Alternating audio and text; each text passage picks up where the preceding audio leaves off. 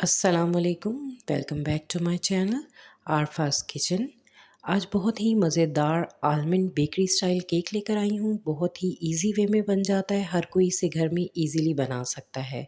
तो आइए इसको बनाना स्टार्ट करते हैं। इसके लिए मैं सबसे पहले ड्राई इंग्रेडिएंट्स को मिक्स कर लूँगी। मैंने एक बाउल लिया है, इसके ऊपर हम छन्नी रखेंगे और इसके अंदर मैं डालूँगी 1 कप ऑल पर्पस फ्लावर यानी कि मैदा। उसके बाद मैं इसके अंदर शामिल करूँगी 1 tablespoon custard, vanilla custard, 1 tablespoon baking powder. इन इंग्रेडिएंट्स को अच्छी तरह से छान लेंगे और मिक्स कर कर साइड पे रख देंगे। हमारे सारे ड्राई इंग्रेडिएंट्स रेडी हो गए हैं। अब हम क्या कहते हैं लिक्विड इंग्रेडिएंट्स बना लेते हैं। इसके लिए मैंने एक और बाउल लिया, इसमें हाफ़ कप कुकिंग ऑयल शामिल किया है। इसके बाद मैं इसके अंदर 1/3 कप पिसी हुई शुगर शामिल करूँगी। नॉर्मल शुगर को मैंने पीस लिया था।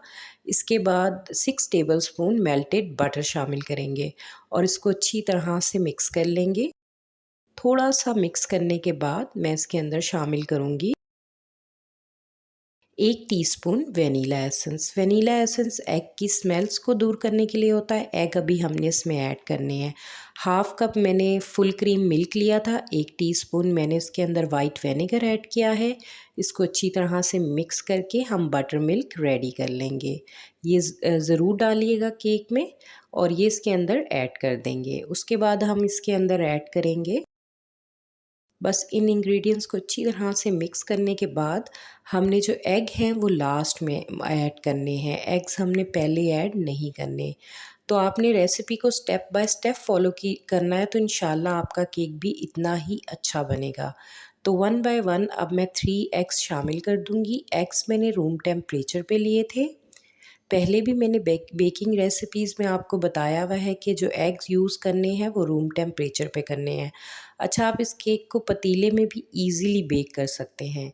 इसको अच्छी तरह से मिक्स कर लेंगे ताकि हमारे सारे इंग्रेडिएंट्स अच्छी तरह से मिक्स हो जाएं। अब थोड़ा-थोड़ा करके हम ड्राई इंग्रेडिएंट्स मिक्स करते जाएंगे और इसका स्मूथ सा बैटर बना लेंगे।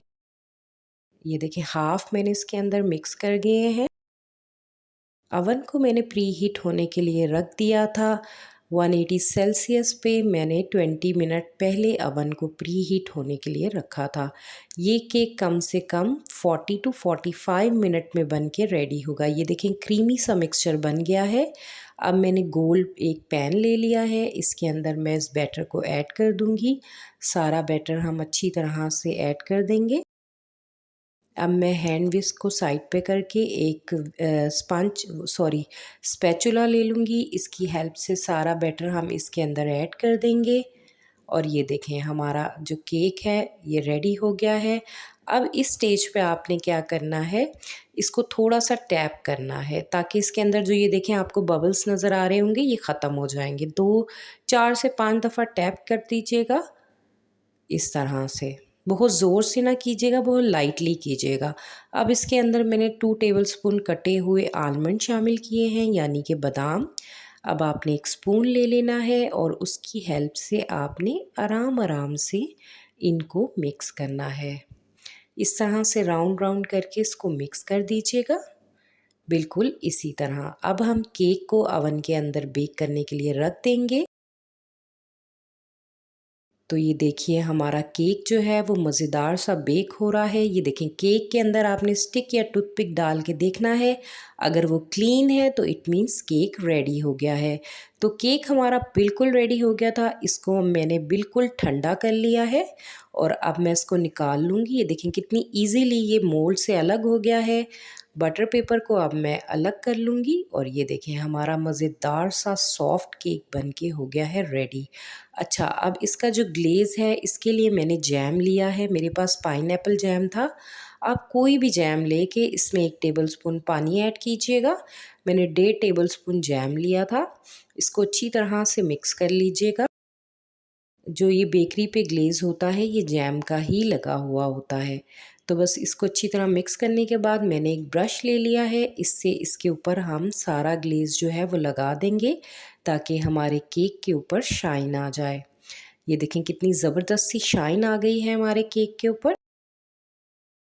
अच्छा, नट्स में मैंने लिए थे बादाम और अखरोट।